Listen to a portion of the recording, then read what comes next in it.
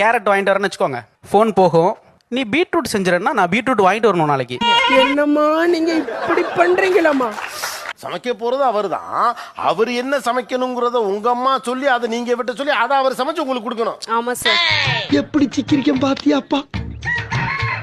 Beetroot சாப்பிட்டா எனக்கு blood level கம்மியா இருந்துச்சுன்னு ஒரு அது பிரச்சனை கேரட் வாங்கிட்டு இருந்துச்சு. வரணும் தெரியாதா? அது அவருக்கு தோணணும்ல சார், முடியல.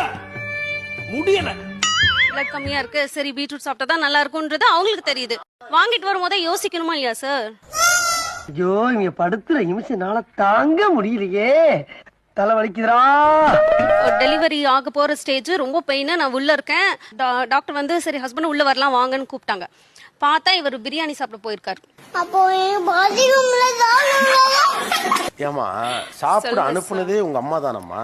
ஆனா சாப்பிட்டு இருக்க கூடாது சார். அது ஐயோ நான் ஊருக்கு போறேன், எனக்கு டிக்கெட் எடுத்து கொடுங்க.